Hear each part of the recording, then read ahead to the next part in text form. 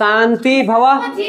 ठीक है, आप शांत बैठिए और आ जाइए आप लोग सेकंड क्लास में। सेकंड क्लास आपका क्या चल रहा है अभी जी फिलहाल? भूगोल। जो भारतीय भूगोल है उसका चैप्टर नंबर 1 जिसका नाम है जनसंख्या, संगठन, वृद्धि, घनत्व, जो भी मुख्य रूप से केंद्र में हमारा क्या है? भारत की जनसंख्या। कल हम लोग वितरण पढ़े, ठीक, वितरण के कारक पढ़े, इन सब चीजों को पढ़ लिए, कहाँ जनसंख्या ज्यादा है कम है, इन सब को हम लोग पढ़ लिए। शांति, अब इधर देखो, और नाम नहीं ले रहे हैं कि शांति इधर देखो, करें कि शांति रहो इधर देखो। आज हम लोग पढ़ेंगे मुख्य रूप से जनसंख्या घनत्व, जो कि कल आप लोग पूछे थे, तो उसको मैं हमको अब ज्यादा टाइम लगेगा नहीं बताने में, कल समझा दिए थे जनसंख्या घनत्व, ठीक।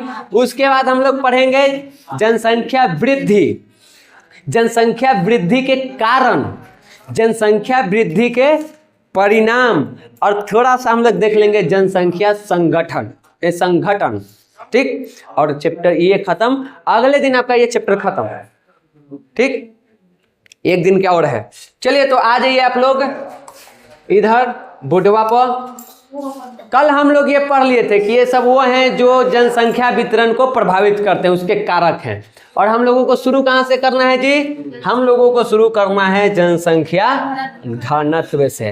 तो चलिए आते हैं, सबसे पहले जनसंख्या घनत्व होता क्या है? तो हम आप लोगों को कल ही बता दिए थे कि प्रति वर्ग मील कहो या प्रति वर्ग किलो, जगदेव भैया शांति, प्रति वर्ग किलोमीटर में बसने वाले कुल व्यक्तियों की संख्या को हम क्या कहते हैं? जनसंख्या घनत्व, जैसे समझाए थे।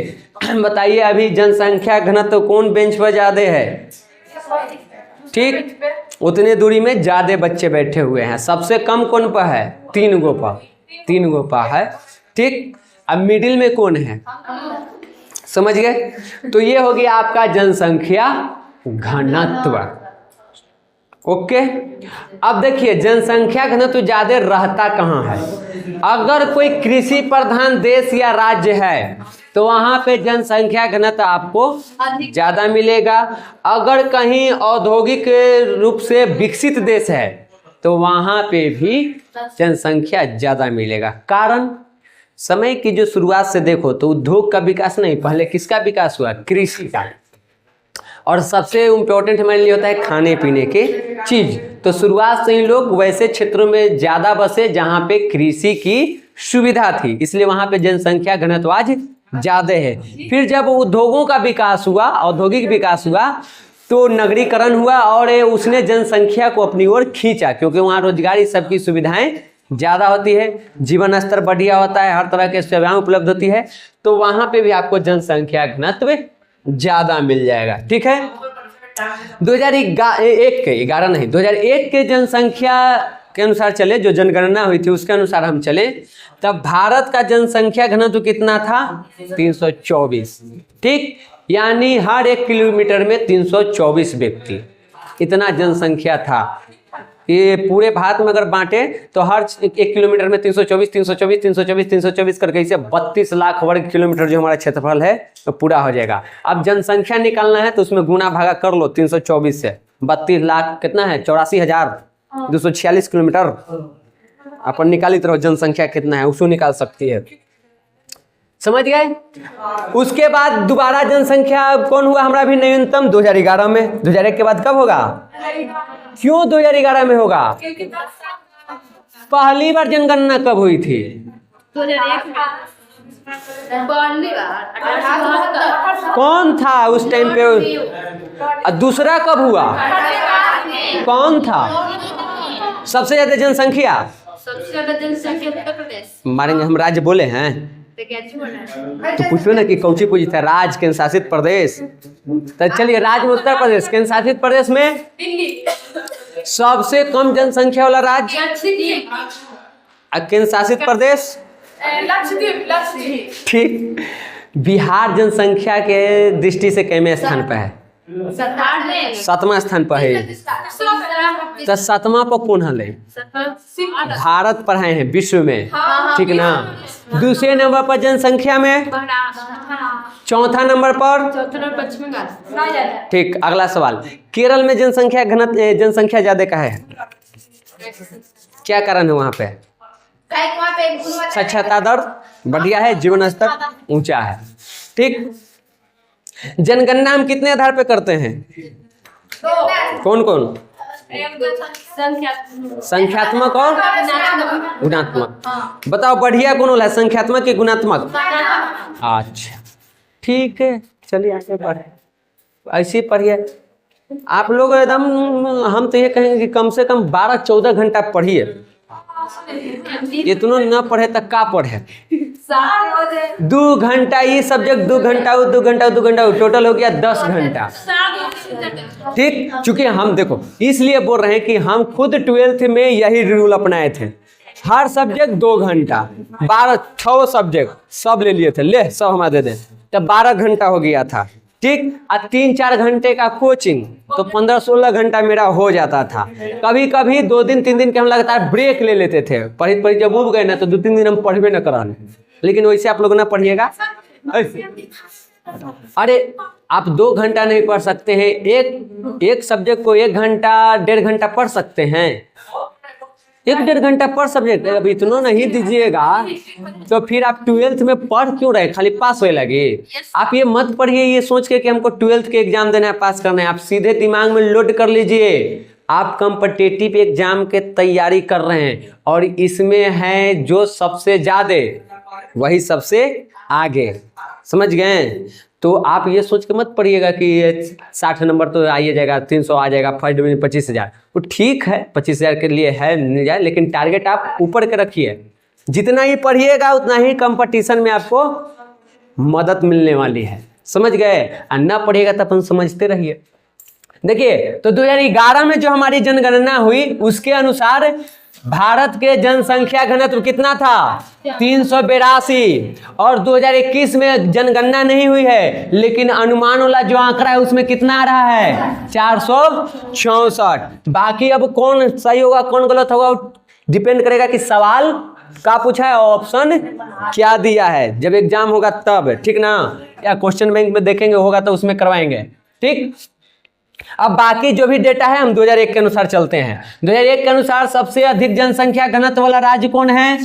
ये कल भी आप लोगों को हम बता दिए थे, 903। उसके बाद दूसरा कौन है? हमारा बिहार 881 प्रति वर्ग किलोमीटर। तीसरा में केरल, चौथा में उत्तर प्रदेश और 5वां में पंजाब है। सबसे कम जनसंख्या घनत्व वाला राज्य अरुणाचल प्रदेश, मात्र 13 व्यक्ति प्रति वर्ग किलोमीटर। हाँ, अरुणाचल प्रदेश में। सबसे अधिक जनसंख्या घनत्व वाला केंद्र शासित प्रदेश तो वो है दिल्ली। और अगर पूछे जाए डेटा तो डेटा 2001 के अनुसार है इतने 9,340, अभी वो बढ़ गया है। लेकिन जनसंख्या घनत्व वाला राज्य केंद्र शासित प्रदेश पूछे तो उसमें कोई कंफ्यूजन ना, दिल्ली है।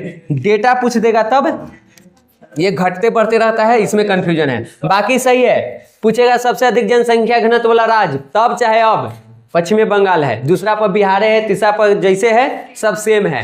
ठीक, सबसे कम जनसंख्या वाला तब भी 2001 में भी कौन था? अरुणाचल।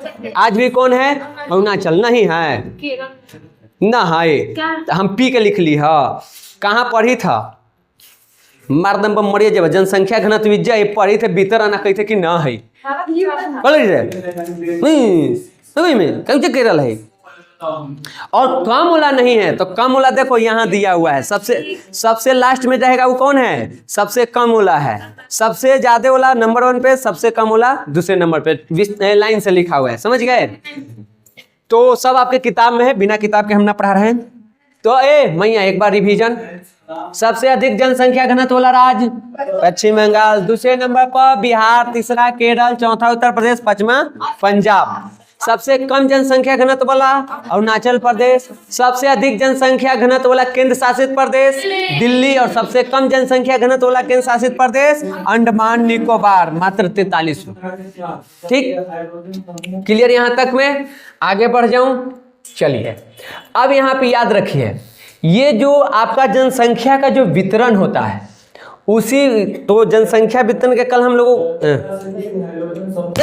सही बोल, कल हम लोगों ने पढ़ा था जनसंख्या वितरण और पढ़े थे कि आखिर जनसंख्या वितरण में ये असमानता क्यों है, कौन कौन उसके कारक है। तब पढ़े कहीं पे औद्योगिक विकास, वर्षा की अधिकता, तापमान, तो इसके वजह से जनसंख्या कहीं ज़्यादा कहीं कम था। अगर तुमको पूछे कि जनसंख्या घनत्व में असमानता के कारण क्या है, तो उन्हीं सबको लिखना है। हाँ, अब समझो इसे, हमारे तरफ जनसंख्या ज़्यादा है तो घनत्व भी ज़्यादा रहेगा, क्योंकि अगर वर्षा ज़्यादा हो रहा है तो खेती होगी, खाद्यान्न फसल मिलेगा, तो जनसंख्या यहाँ पे ज़्यादा तो घनत्व भी ज़्यादा, दोनों एक दूसरे से जुड़ा हुआ है। तो अगर उसका भी कारक पूछे तो वही वाला लिखना है जो वितरण वाला होगा। वही हम नोट में बता दिए हैं कि वितरण को जो प्रभावित करता है वही घनत्व को भी प्रभावित करता है, दोनों एक ही हैं। ठीक, क्लियर। जैसे अब इसको ऐसे ही समझो ना, अपन कोचिंग चल रहा है यहाँ पे, बढ़िया पढ़ाई मिलेगा तो जनसंख्या बढ़ेगी, दूसरे कोचिंग में कम, यहाँ पे ज्यादा हो जाएगा, और ज्यादा होगा तो घनत्व भी ज्यादा होगा। ये अभी कम है, कहीं ज्यादा है तो यहाँ पे जनसंख्या भी ज्यादा है और घनत्व भी ज्यादा, तो सामान्यतः वही होता है। समझ गए। अब आ गया आपका जनसंख्या वृद्धि। पूछे जनसंख्या वृद्धि क्या है, तो बता देना किसी निश्चित समय अवधि में किसी निश्चित क्षेत्र में बढ़ने वाली लोगों की कुल संख्या को हम क्या कहते हैं, जनसंख्या वृद्धि कहते हैं। और जब यही जनसंख्या वृद्धि अनुमान से ज्यादा हो जाए, अप्रत्याशित तरीके से बढ़े, तो उसको हम लोग जनसंख्या विस्फोट कहते हैं। क्लियर है। किसी निश्चित क्षेत्र में किसी निश्चित समय में बढ़ने वाले लोगों की संख्या को जनसंख्या वृद्धि कहते हैं। और जब यही जनसंख्या अप्रत्याशित तरीके से यानी अनुमान से ज़्यादा बढ़ जाए तो उसको हम जनसंख्या विस्फोट कहते हैं। विस्फोट कल पढ़ा दिए थे, वृद्धि हम आज पढ़ा दिए। अब जनसंख्या वृद्धि में दो चीज होता है, एक धनात्मक वृद्धि और एक होता है ऋणात्मक वृद्धि। अगर जन्म दर ज्यादा हो और मृत्यु दर कम हो, यानी जन्म लेने वाले बच्चों की संख्या ज्यादा हो और मरने वाले लोगों की संख्या कम हो, तो इसको हम कहते हैं धनात्मक वृद्धि, क्योंकि इसमें जनसंख्या क्या होगा, बढ़ेगा।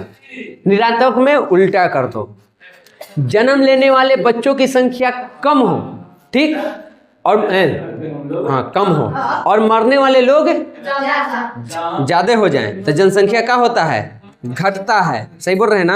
हाँ, कंफ्यूज ना हुई है, हम ही कंफ्यूज हो जाई थी। तो जन्म लेने वाले बच्चे कम हो और मरने वाले लोग ज्यादा हो तो जनसंख्या घटता है, तो उसको हम कहते हैं ऋणात्मक वृद्धि। दोनों क्लियर, इसमें कोई डाउट, इजी है, एकदम इजी है। अब आ गया ये, इसके अलावे जनसंख्या के धनात्मक और ऋणात्मक होने के एक कारण और भी हो सकते हैं, उसका नाम है प्रवसन। प्रवसन मतलब समझते हैं, प्रवास कर जाना। पहले न सुनो, पहले अभी हम क्या बताएं, जनसंख्या का धनात्मक वृद्धि उसमें उसको कहते हैं जिसमें जन्म लेने वाले बच्चे अधिक होते हैं और मरने वाले कम, तो जनसंख्या बढ़ जाती है। और ऋणात्मक में बताया कि जन्म लेने वाले कम होते हैं और मरने वाले ज्यादा, तो जनसंख्या घट जाती है। क्या जनसंख्या घटने बढ़ने में यही दो मुख्य कारण हैं? एक कारण और नहीं हो सकता है कि मान लो यहाँ पे फैक्ट्री लग गया तो यहाँ पे लोग ज्यादा संख्या में आने लगे, तो यहाँ पे जनसंख्या बढ़ गया तो धनात्मक वृद्धि हुई, ठीक। या मान लो हमने के बिहार में उद्योग नहीं है तो हम लोग कहाँ चले जा रहे हैं, दूसरे राज्य, तो यहाँ के लोग कहीं और चले गए, तो यहाँ पे जनसंख्या क्या हुआ, ऋणात्मक वृद्धि। तो प्रवासन मतलब होता है प्रवास कर जाना, जब लोग एक जगह से दूसरे जगह जाके बसने लगते हैं रोजी रोजगार के तलाश में, तो उसको हम कहते हैं प्रवास करना। तो इस वजह से भी जनसंख्या का धनात्मक और ऋणात्मक वृद्धि हो सकता है। उनमें आदमी मरा नहीं है, लेकिन एक जगह कम गया एक जगह बढ़ गया, तो जहां बढ़ा हुआ धनात्मक वृद्धि, जहां घटा वहां ऋणात्मक। क्लियर, इसमें कोई दिक्कत ना। अब आ गया ये जन्म दर का होता है, तो किसी क्षेत्र में एक वर्ष में 1000 लोगों में जन्म लेने वाले कुल बच्चों की संख्या को हम क्या कहते हैं, जन्म दर कहते हैं। जैसे मान लो 1000 जनगणना किए, उनमें जीवित बच्चा होना चाहिए, मरा नहीं, मर गया तो मृत्यु दर में चला जाएगा। तो 100 में से अगर मान लो 30 बच्चा जन्म लिया, नया है, तो जन्म दर कितना रहा,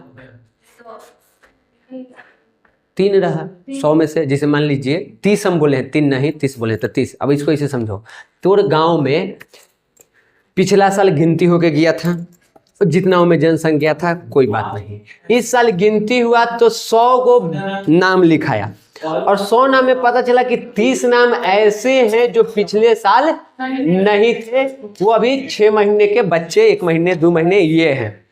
तो हर 100 बच्चा में 100 व्यक्ति में 30 को कहा गया नया नया नया नाम जुड़ रहा है। तो ये 100 बच्चे में से 100 व्यक्ति में से जो 30 बच्चे हुए क्या हो गए जन्म दर, यानी यहाँ के जन्म दर कितना रहा 30%। 100 में से 30 को नया है तो जन्म दर 30%। इसी जनगणना के टाइम पता चलेगा कि 100 में से पिछला साल जो 100 को था उनमें से 20 आदमियां नहीं है। नहीं मतलब क्या हो गया मर गया। तो वो क्या हो गया मृत्यु दर, कि 100 में से 20 आदमी मर गया है और 100 में से 30 आदमी जन्म लिया है। कंफ्यूजन हो रहा है मैथ में, न तो घूस के हुए में लड़खाए लगे हैं। तो जब किसी निश्चित क्षेत्र में एक वर्ष में 1000 जनसंख्या के बीच जो जन्म लेने वाले बच्चे होते हैं जीवित, उनकी संख्या को हम जन्म दर कहते हैं। अगर 20 है तो 20, 30 है 30, 10 है 10 जो भी हो। और 1000 में जब मर जाते हैं एक साल में तो उनको हम मृत्यु दर कहते हैं। और ये दोनों परिभाषा आप लोग समझ गए, क्लियर, ओके। अब आइए अकालों पर ये कुछ आ गया जी, वो नीचे कुछ छोड़े का, हाँ छोड़े था ना। जनसंख्या वृद्धि हो क्यों रहा है, या हमनी के देश में को कि ये जनसंख्या विस्फोट क्यों हो रहा है, इसके कारण क्या हैं।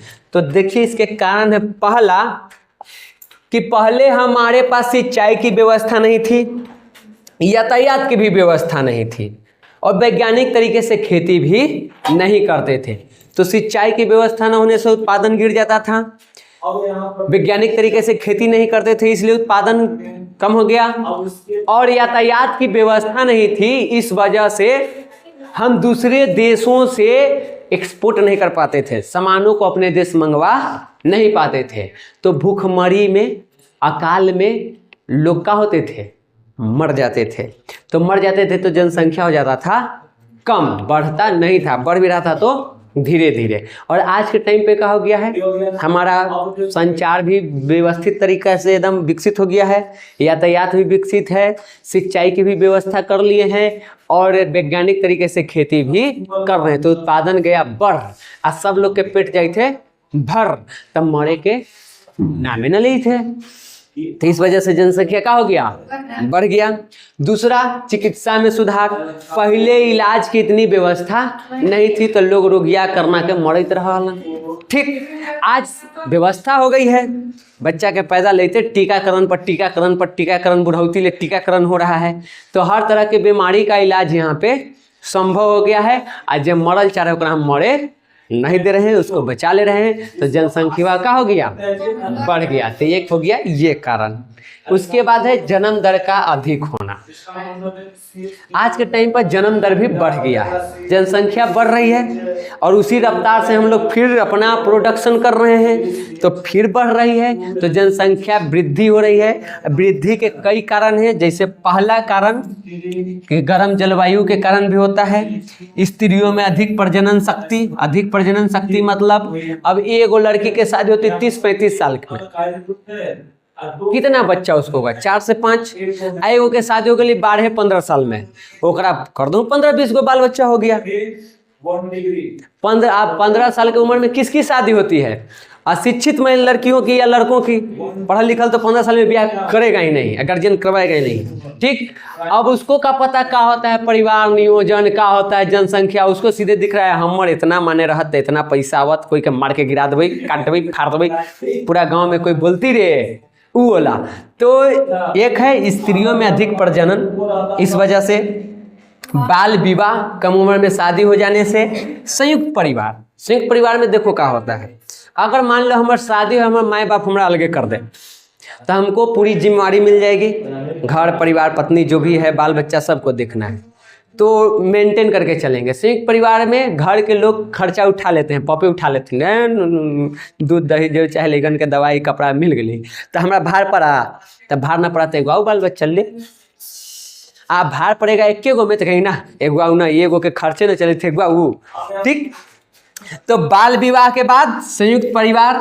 उसके बाद एक चीज और, विवाह करना तो एकदम अनिवार्य है, धार्मिक अनिवार्यता है, आपको विवाह करना ही है। ना करे तो गांव में एक से एक नाम दे के थोड़ा सा पुकारे लगेगा, पनका देगा तुमको। ठीक, तो विवाह तो करना ही है, चाहे जो हो जाए। जब हमने के भगवान राम न मानलन, कृष्ण न मानलन, तो हम काहे मानम, हम हूँ करम। तो ये जो धार्मिक अनिवार्यता हो गया कि विवाह करना ही करना है, तो विवाह जैसी हो जाता है तो अब बच्चा भी चाहिए, नहीं तो अब नयका नाम मिलने लगेगा। ठीक, आप मजाक के पात्र बन जाइएगा, दोस्तों के बीच आपका मजाक, महिलाओं के बीच में लड़कियों का मजाक, ठीक, हर जगह आपका मजाक, आपको नीचा दिखाया जाएगा। तो कि नहीं चाहिए, तो जनसंख्या बढ़ना है। उसके बाद परिवार नियोजन का अभाव, हम लोग परिवार के कोई प्लानिंग नहीं करते हैं, कितना होना चाहिए, क्या होना चाहिए, कैसे करना है, आगे भविष्य में क्या करना है, नहीं होई थी तो होए था। ठीक, तो ये हो गया। ये सब के कारण अशिक्षा, अशिक्षा के कारण निर्धनता, गरीबी अशिक्षा के कारण ये सारी चीजें हैं, और हमारा जनसंख्या बढ़ रहा है, जन्म दर अधिक है, और जन्म दर अधिक होने के कारण हमारा जनसंख्या में क्या हो रहा है, वृद्धि थोड़े हो रहा है, विस्फोट हो रहा है, वृद्धि में अटकल है। आपकी लगे कि 2 अरब करिए देवी सब, हाँ तो आओ एकरा से कौन हमें। आगे देखिए, औसत आयु में वृद्धि। पहले भारत के लोगों की आज़ादी के टाइम पर देखो या उसके पहले भारत के लोगों की औसत आयु था 27 वर्ष, यानी कोई 40 वर्ष जिया, कोई 60 जिया, कोई 10 जिया, कोई 15 जिया, कोई 25 जिया, और उस सबका जब हम निकालते हैं औसत एवरेज तो कितना आता था 27। आज 65 हो गया है, यानी 150 पारे कर दे रहा है। हाँ, यानी लगभग 65 साल सब जी जा रहा है, उसमें कोई 70, कोई 80, कोई 50, कोई 40 है, तो औसत कितना आ रहा है, हाँ कोई 110 पे चल जा रहा है, तो कितना आ गया 65। तो जहिया ले रहेगा 110 साल तो ढकलेगा ना जी, भर पेट खाएगा ना, चाहे हम 110 साल जी जेबे तो जे मिले कभी दवाई बीरो पर खर्चा करब ही, ठीक, तो वो कर आए तो कमजोर हो जाएगा। जो साधन के आपको जरूरत नहीं, फालतू में बेड पर पड़ आप ले रहे हैं, इले तुम मर जाइए तकिया में मुंह लगा के, ठीक ना। हाँ, 60 साल के बाद तो नहीं कहिए ना कि चले के अब ढेर हमने जनसंख्या कहला बढ़ेले हम, चले के अब ठीक बढ़ाया, कहीं कि हमने पढ़ल लिखल ही कुर्बानी दे रहे हैं ताकि अगला पीढ़ी मेरा सुख से जिए एकदम। फिर तुम्हारी कथा पढ़ी जाएगी। देखो, एक महिला थी जिसने हमारे जनसंख्या को कंट्रोल करने के लिए, उसको समान करने के लिए अपनी कुर्बानी दी थी। एकदम इतिहास में तुमको लिखा जाएगा, लोग पूरे गर्व के साथ तुम्हारा नाम पढ़ेंगे। हाँ, आगे देखिए, अब अगर जनसंख्या वृद्धि या जनसंख्या विस्फोट हो रहा है ये, तो इसका परिणाम क्या है, तो परिणाम मैया है बहुते गलत, बुरा प्रभाव है इसका। ठीक, इसका परिणाम दुष्प्रभाव में रहेगा, इसका अच्छा परिणाम नहीं है। वजह, जब जनसंख्या में वृद्धि हो जाती है तो आर्थिक विकास रुक जाता है। जो हम उत्पादन करते हैं वो अपने ही खाए में रह जाते हैं, बाहर एक्सपोर्ट नहीं कर पाते हैं, और हमारा इनकम कम जाता है और आर्थिक विकास में रुकावट उत्पन्न हो जाती है। पहला चीज तो ये एक दुष्परिणाम हो जाएगा। जब हमारा आर्थिक विकास रुकेगा तो हमारा प्रति व्यक्ति आय भी रुक जाएगा, और जब प्रति व्यक्ति आय रुकेगा तो हमारा जीवन का जो स्तर है वो भी क्या हो जाएगा, नीचे चला जाएगा। तो ये दूसरा तुमको कुप्रभाव रहा है इसका। तीसरा, पूंजी निर्माण की दर को बढ़ाने में रुकावट पैदा होती है।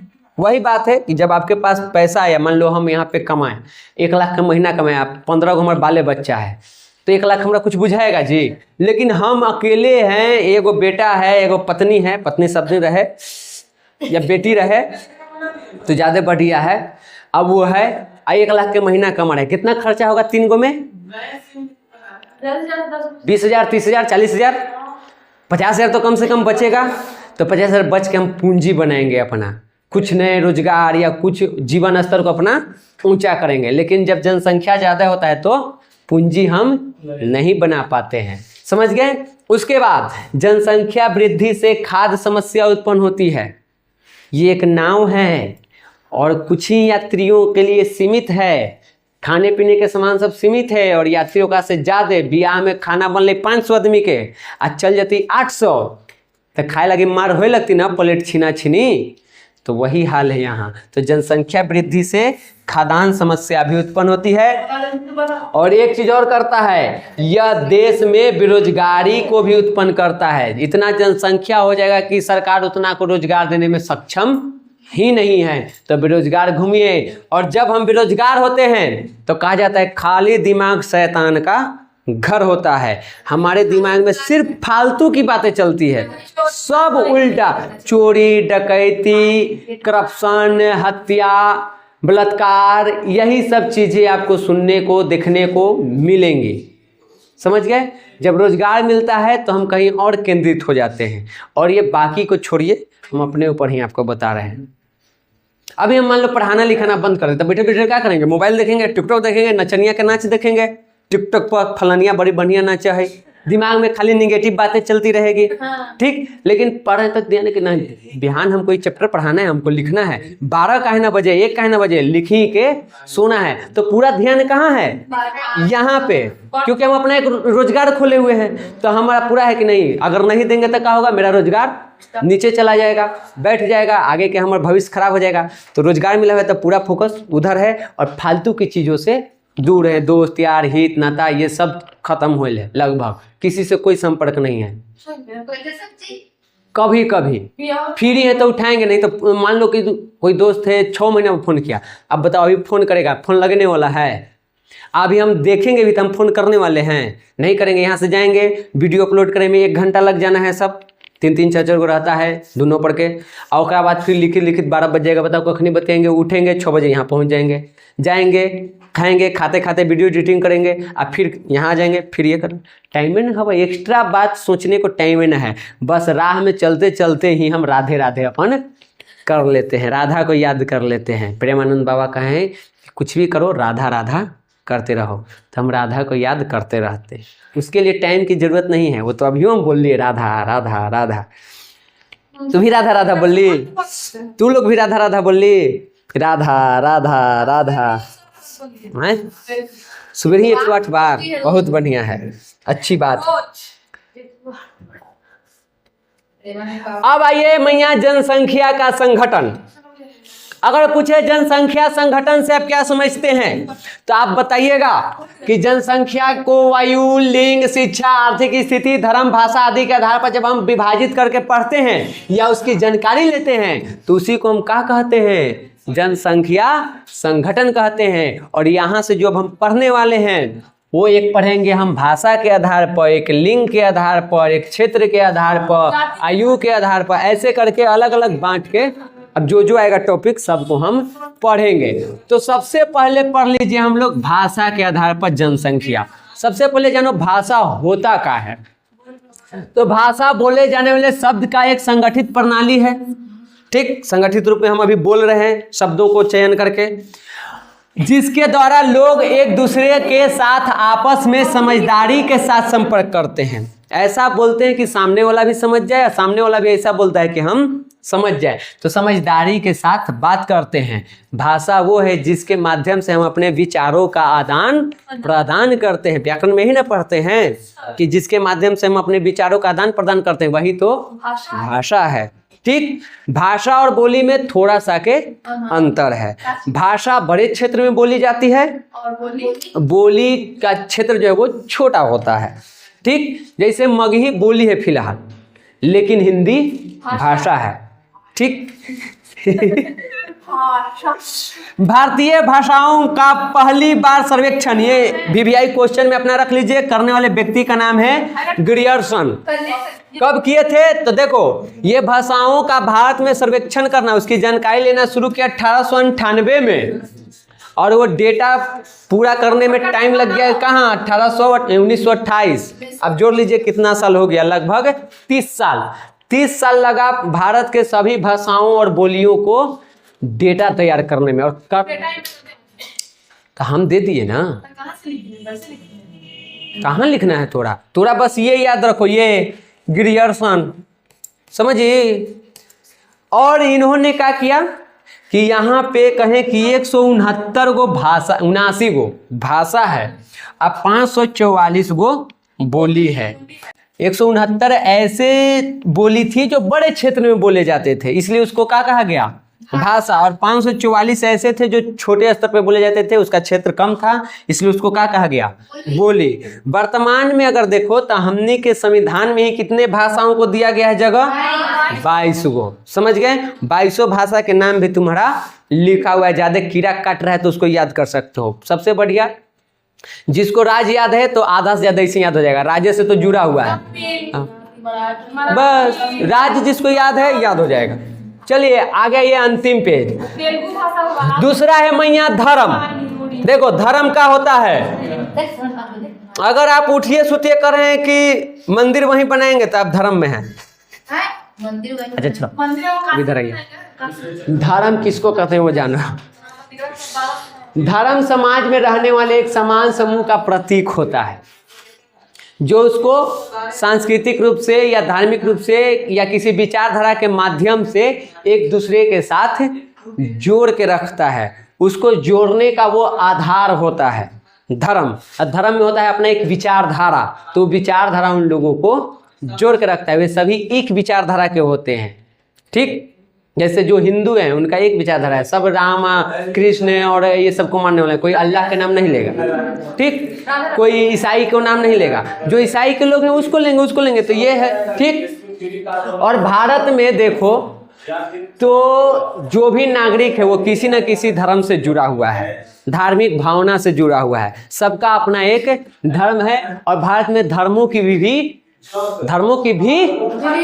विविधता है। देखो ये जानती है हम आगे क्या बोलेंगे, ठीक। विविधता है, अलग अलग धर्म है। यहाँ पे मुख्य रूप से 8 धर्म के लोग रहते हैं, हिंदू, मुस्लिम, सिख, ईसाई, बौद्ध, जैन, यहूदी, पारसी। तो यहाँ तो देख रही है, ये तो बुक में बोला है। भारत में मुख्य रूप से कितने धर्म के लोग, सबसे ऊपर हिंदू, फिर मुस्लिम, सिख, ईसाई, जैन, धर्म, यहूदी, पारसी, हुआ 8 गो। तो इतने धर्म के लोग यहाँ पे रहते हैं।